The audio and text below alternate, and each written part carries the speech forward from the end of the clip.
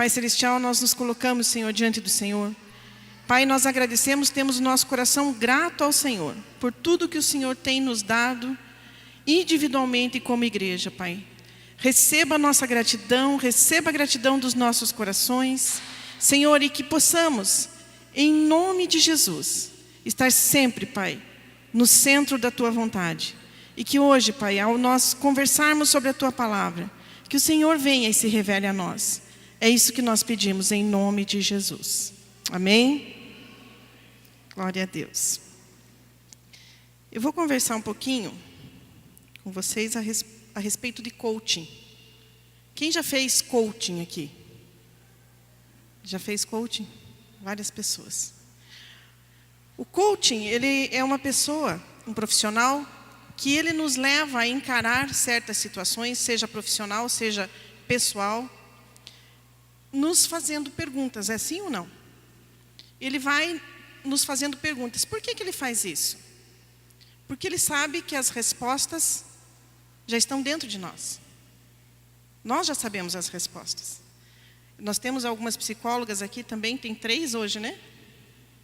Fátima, a Ilma, a Harumi. É assim também na psicologia, muitas vezes a gente, né, vai questionando, as profissionais vão questionando o porquê, como fez, quando fez. Mas esse modelo foi dado por Deus. E nós vamos ver isso hoje em Gênesis 3. Gênesis 3, por gentileza, vamos projetar desde o 7. Desde o 7. Lá.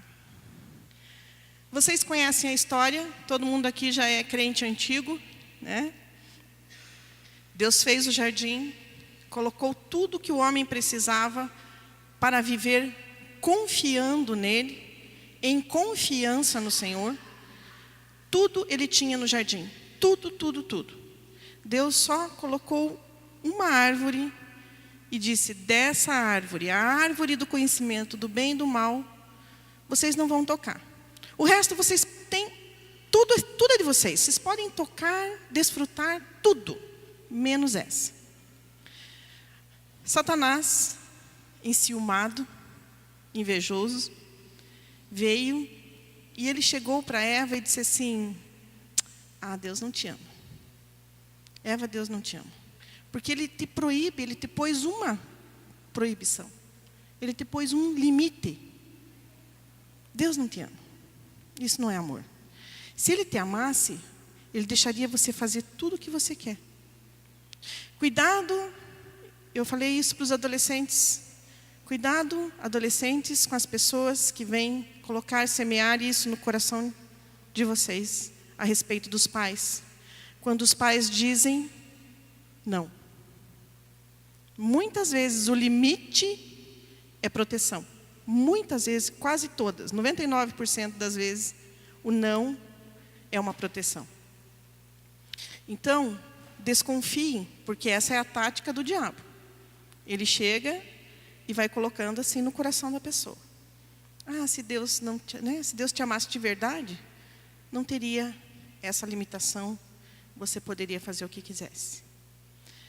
Mas Eva comeu, foi seduzida, achou que realmente não ia acontecer nada com ela, comeu da maçã, né, vamos colocar aqui a maçã, né, o fruto, e aí deu para o seu marido e ele também comeu.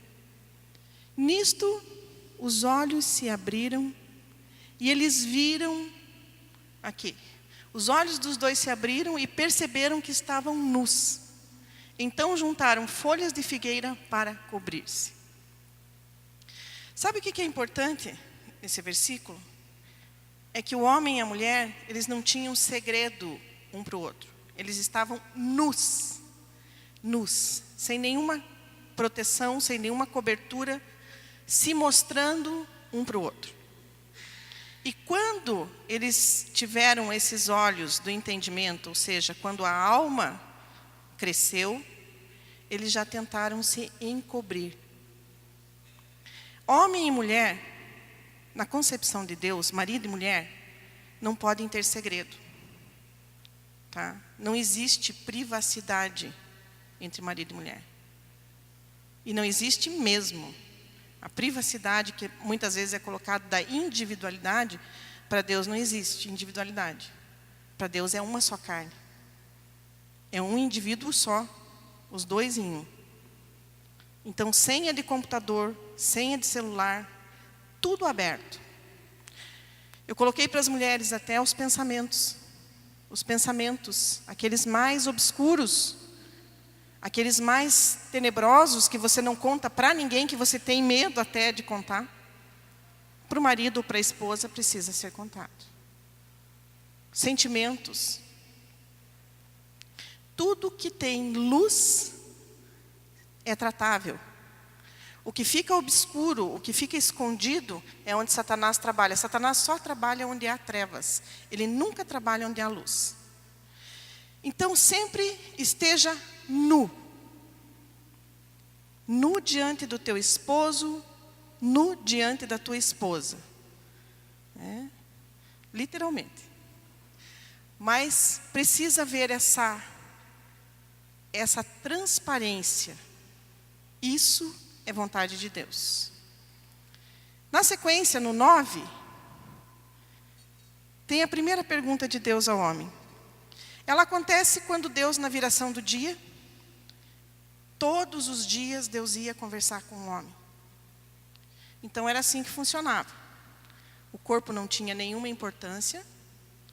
A alma existia, mas era muito pequena, porque o homem tinha conhecimento, ele deu nome para os animais. Então ele tinha uma alma, só que pequena. O corpo não tinha importância porque não suava, não tinha dor. O homem não se cansava. Então não tinha importância, era só um invólucro. E o espírito era enorme. O espírito era imenso. Porque Deus vinha todos os dias e se alimentava ali, o espírito do homem, naquela conversa com Deus. O espírito ia crescendo, cada vez mais ia crescendo. E aí Deus vem, na viração do dia, como de costume, já sabendo do que tudo tinha acontecido, de que Eva tinha sido seduzida, tinha influenciado ao seu marido, ao seu esposo, e ele tinha também desobedecido. E eles tinham comido da árvore do conhecimento do bem e do mal. Deus chega e, ao invés do que nós faríamos, acusar, tirar satisfação, ele faz a primeira pergunta. Mas Deus, o Senhor Deus, chamou o homem perguntando: Adão, onde estás? Ou onde está você? Adão, onde estás? Nessa pergunta, ela tem uma profundidade tremenda.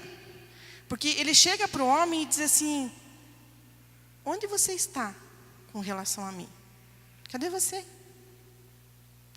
Cadê a nossa comunhão? Cadê a nossa intimidade? Adão, onde estás? Ele faz Adão refletir naquilo que fez. E o impressionante de Deus é que quem pecou, essa pergunta foi feita por causa do pecado. Quem pecou foi o homem. Mas quem busca o relacionamento, reatar o relacionamento, é Deus. O homem pecou e se esconde. Ai, eu não quero ver Deus. Eu não quero conversar com Ele. E Deus vai atrás e diz: escuta, Adão, onde estás? E aí Adão, como vocês já conhecem a história, ele fala: a mulher que tu me deste. Está ali. Continua. E ele respondeu: ouvi teus passos no jardim e fiquei com medo, porque estava nu, por isso me escondi. Olha só uma ressalva nesse versículo: e fiquei com medo. Medo, a primeira vez que é citado na Bíblia, é aqui, logo após o pecado. em função do pecado. Medo é um espírito, na verdade. É um espírito que entra no ser humano. O espírito de medo. Esse espírito, ele vem sempre para fazer você parar, estacionar, não deixar você avançar, bloquear. Tem pessoas que têm medo de dirigir, tem pessoas que têm medo de falar em público, tem pessoas que têm medo de investir, tem pessoas que têm medo. Isso impede. Medo é um espírito.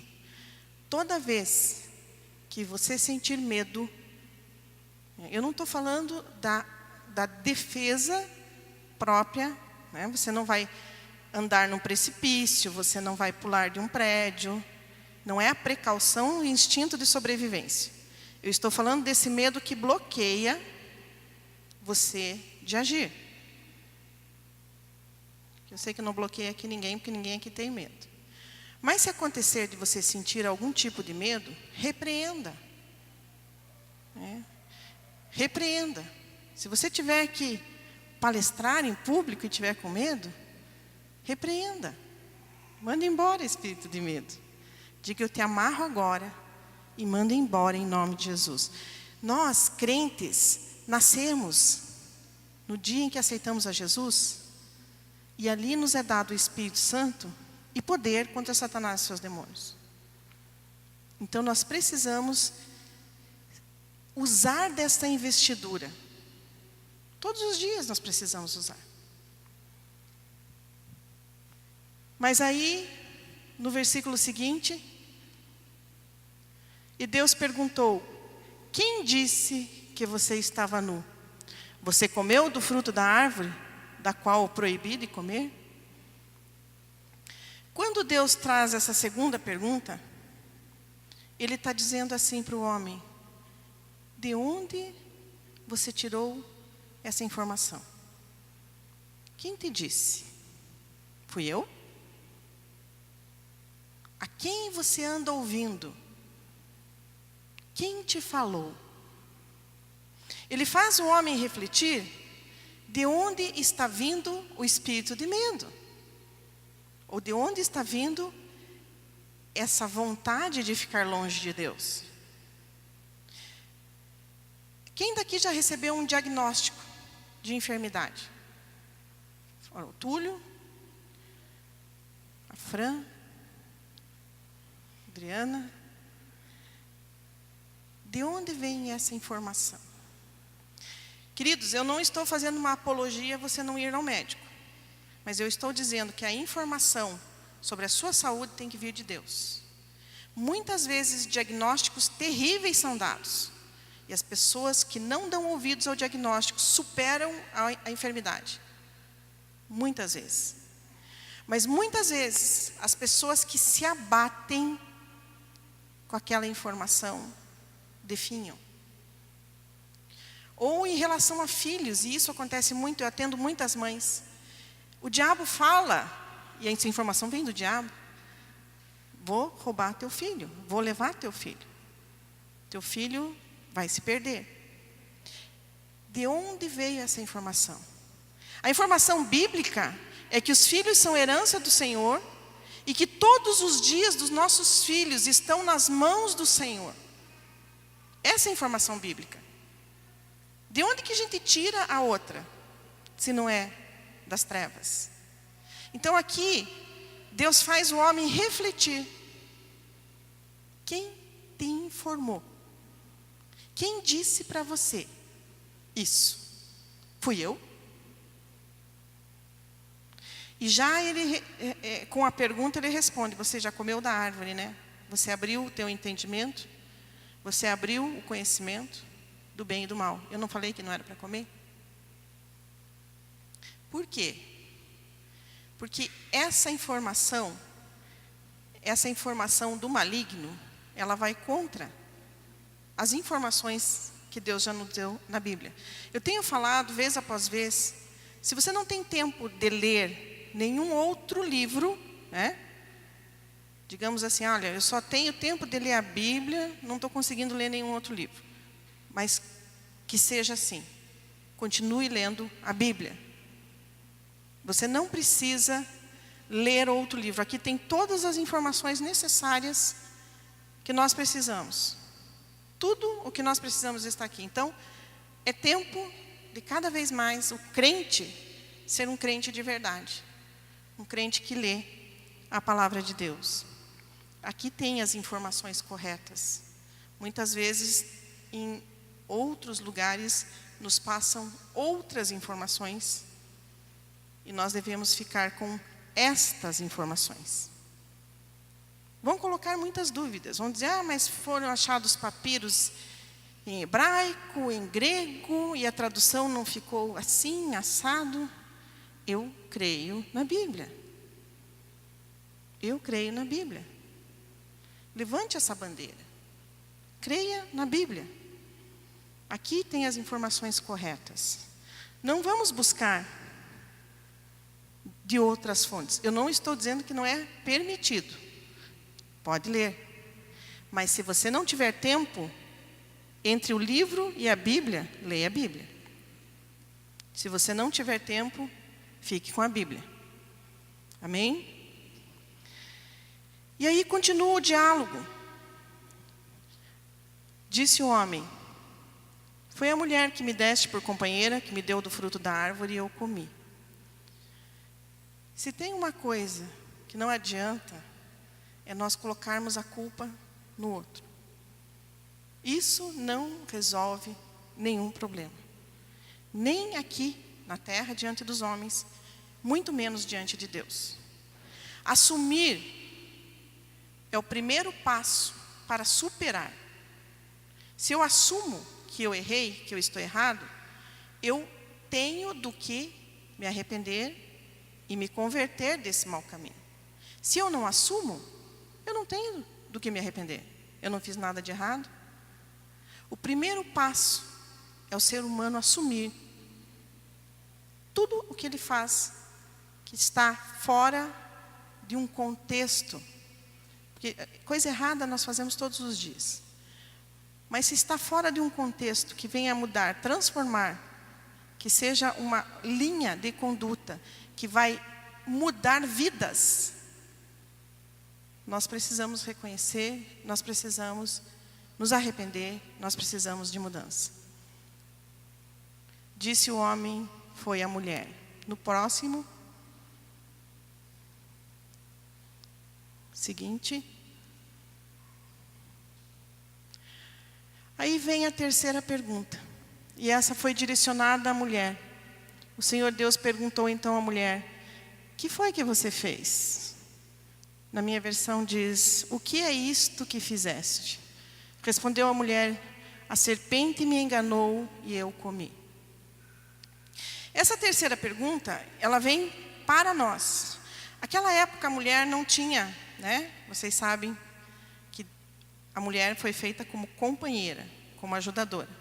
E não tinha ainda uma representação. Ela não sabia o que ela era capaz, ela não sabia o que ela podia fazer. Ela estava como ajudadora do homem. Foi tirada da costela, vocês conhecem a história. E ali ela não tinha noção do que ela era capaz. Então Deus está dizendo assim: Eva, com essa pergunta: olha o que você fez. O que é isso que você fez? Você não sabe que o que você faz é importante? Que o que você faz muda situações? Ele está trazendo uma reflexão para Eva, para que ela pense que ela é dotada da mesma condição do homem. Eva, pelo jeito, não sabia. Eva, o que você faz é importante, é relevante. E aqui vai para nós hoje uma reflexão, mulheres. Quantas vezes você influenciou seu marido de uma forma que mudou a vida dele, para melhor ou para pior? Ou influenciou o marido e criou uma grande confusão. Mulher, o que você faz é de extrema importância. Você, como ajudadora, você tem um poder de mudar situações, inclusive para o bem. Com a tua declaração, com a tua força, você pode mudar situações contrárias para que elas fiquem favoráveis. O que é isso que fizeste? Você pode fazer muitas coisas. Como que você vai fazer isso? Era o que Deus está dizendo. Você pode fazer muitas coisas boas. Como que você fez isso? O que é isto que fizeste? Essa pergunta traz uma reflexão para nós mulheres sobre a autoridade espiritual que temos e sobre como podemos usá-la. Muitas vezes o piti feminino causa um estrago na casa. Muitas vezes um piti feminino destrói um relacionamento do marido com Deus. O que é isto que fizeste com o poder que eu te dei? O que é isso que fizeste com essa autoridade que você tem? Essa é a terceira pergunta que Deus faz ao homem. A quarta pergunta é depois que eles são expulsos do paraíso, sim. Existe a morte espiritual, sim. E aí eles passam a sofrer dores, passam a sofrer cansaço, canseira, passam a trabalhar, passam a viver uma vida como nós vivemos hoje. Fora daquele contexto de proteção que existia no paraíso, um lugar de teste, sim, um lugar de teste, mas onde o homem tinha tudo para viver em extrema confiança com Deus. Não precisava desconfiar de Deus. E aí nós temos Adão e Eva. Eles têm filhos. E a quarta pergunta que Deus faz está no versículo 4. Versículo 4, 6. Capítulo 4, versículo 6, desculpe. Capítulo 4, versículo 6. Quando Caim e Abel trazem as ofertas diante do Senhor. E Deus se atenta da oferta de Abel e não se atenta de Caim. E Caim fica irado, descai o semblante. E Deus pergunta, o Senhor disse a Caim, por que você está furioso?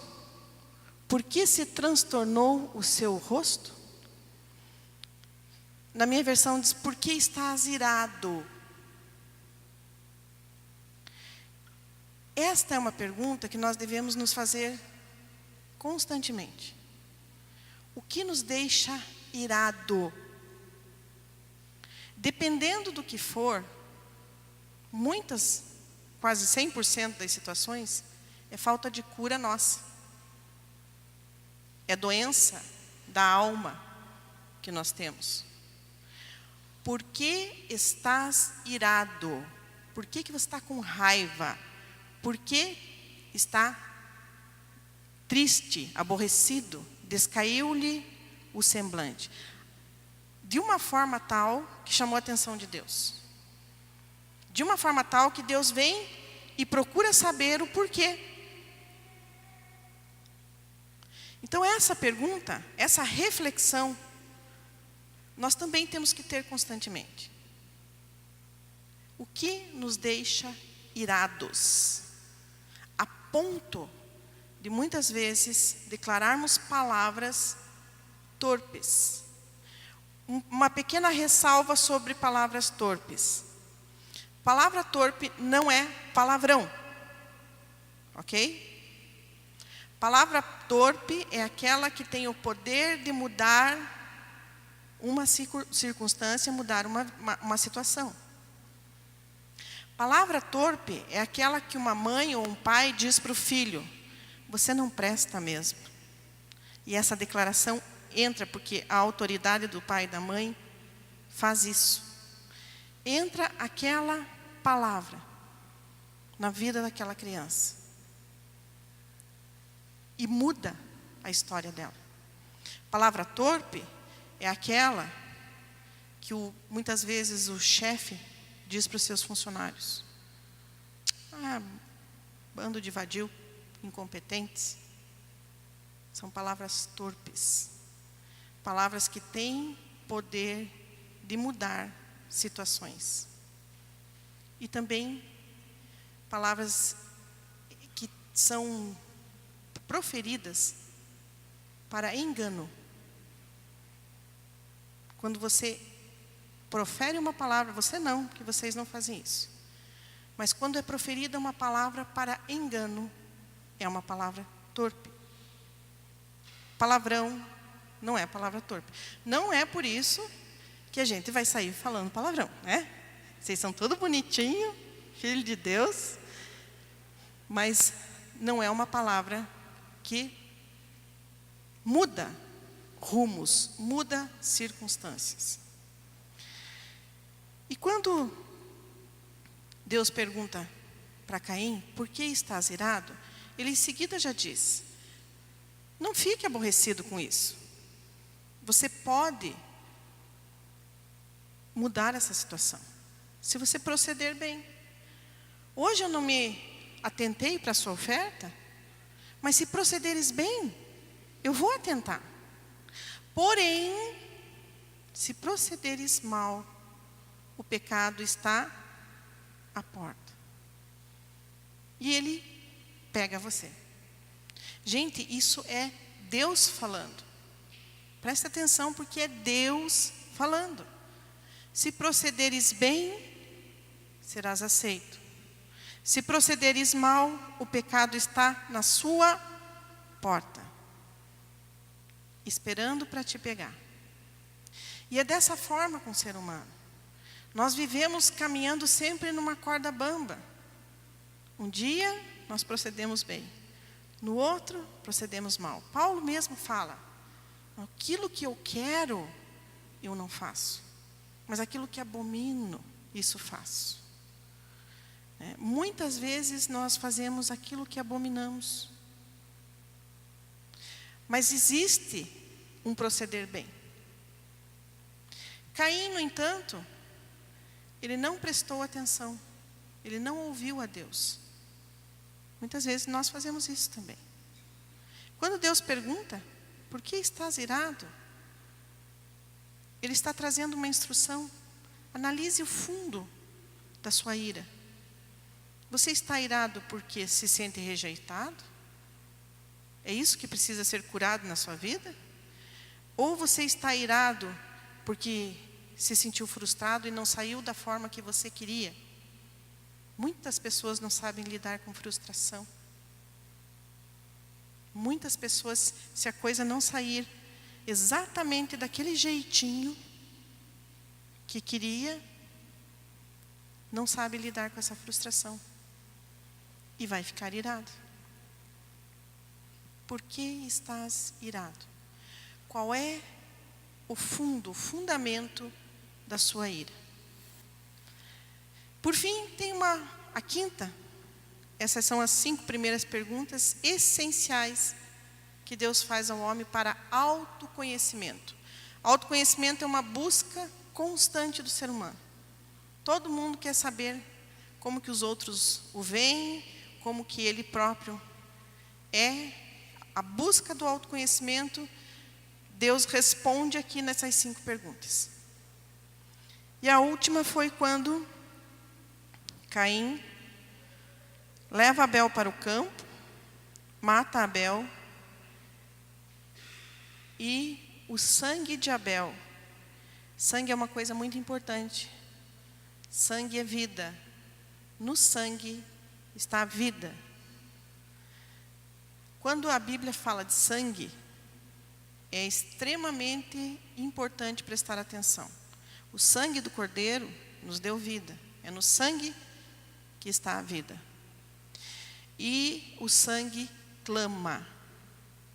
O sangue não se apaga. Sangue derramado. Nós devemos tomar cuidado. As trevas sabem muito bem. E por isso eles fazem muito derramamento de sangue, muita oferta, muita oferenda. E quando Deus diz a Caim essa última pergunta, disse o Senhor a Caim, está no 9, 4:9. Então o Senhor perguntou a Caim, onde está seu irmão Abel? Essa quinta pergunta também é para nós refletirmos. Onde está teu irmão? Essa reflexão é para nós termos internamente, claro, mas diariamente também, o que nós estamos fazendo com pessoas que nos cercam, irmãos. Tem algum irmão que nós já matamos, já enterramos, não queremos mais nem ver? Tem algum irmão que nós sabemos que está enfrentando uma dificuldade tremenda e nós lavamos as mãos e dizemos, não tenho nada com isso? Onde está teu irmão?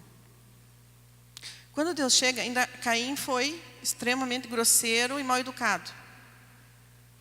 Respondeu ele, não sei, sou eu responsável por meu irmão? Será que nós às vezes não respondemos isso para Deus? Eu não sou responsável, não tenho responsabilidade com isso. Onde está teu irmão? Onde você colocou? Em que lugar está o seu irmão? No seu contexto de vida? No seu coração? Onde está o seu irmão? O que foi feito com ele? Muitas vezes, quando nós colocamos que essa igreja tem como visão amar a Deus e amar pessoas, o amar pessoas é mais simples do que a gente imagina.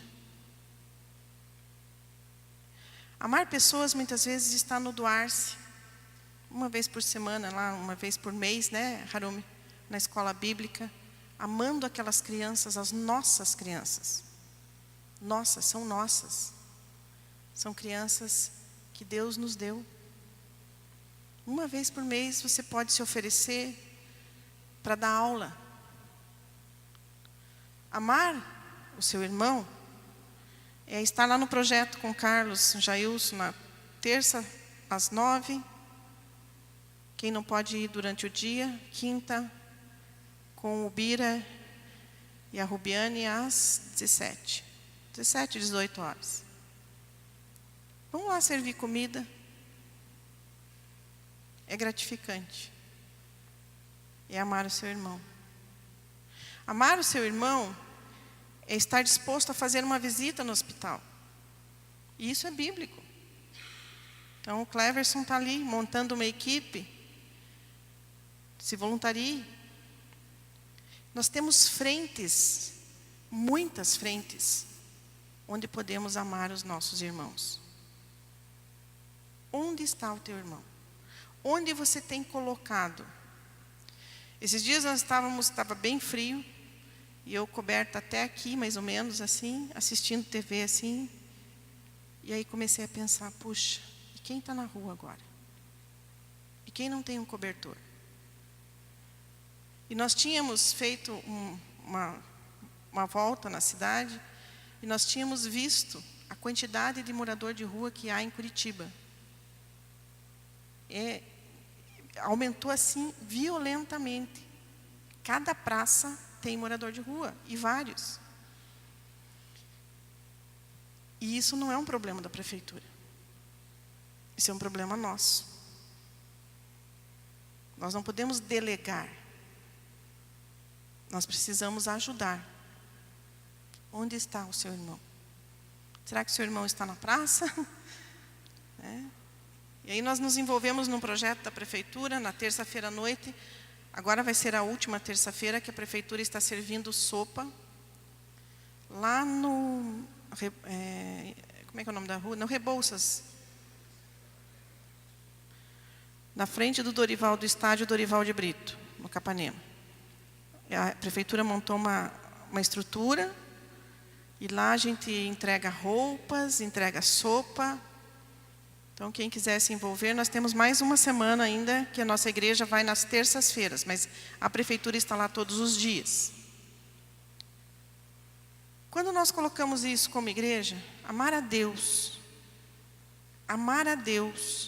sobre todas as coisas e ao teu próximo como a ti mesmo, nós estamos oportunizando como igreja essas frentes. Amar a Deus, nós podemos demonstrar agora no relógio de oração. Nós vamos ficar 24 horas em adoração. É uma maneira de demonstrar o amor a Deus. E aí, quando você sentir que essa pergunta vem para você, onde você está? Adão, onde você está com relação a mim? Você vai se sentir em paz e vai dizer: Senhor, eu estou buscando. Eu estou em oração. E eu quero que você mentalmente faça essas perguntas, ou responda essas perguntas para Deus. A primeira delas: onde você está? Você tem buscado a Deus como Ele merece? Como igreja, nós temos buscado a Deus como Ele merece? A segunda: quem te fez saber? As informações que você tem dado valor, que você tem ouvido, elas procedem do trono? Ou vêm de um outro lugar? O que é isto que fizeste? Mulheres principalmente. Nós temos tomado atitudes que mudam circunstâncias, mudam rumos. Nós temos feito para o bem ou para o mal? Por que estás irado? Responda essa pergunta para Deus. O que é que te tira do sério? O que é que te deixa irado? Esse é o ponto da cura. Esse é o motivo de tratamento. Pode ser com o líder, pode ser com um discipulador, mas é um motivo de tratamento. O que te deixa irado? E por último, onde está o seu irmão? Que nós possamos refletir nessas perguntas. São perguntas que Deus nos faz. Fez lá no Gênesis, mas ficou registrado para que hoje nós pudéssemos ler e responder também. Que possamos refletir nas 5 principais perguntas que Deus faz ao homem e possamos responder isso de forma que haja em nós transformação. Tenho falado, volta e meia, de nada adianta a gente espernear, babar e ficar torto e cheio do Espírito e levantar do chão e não haver transformação.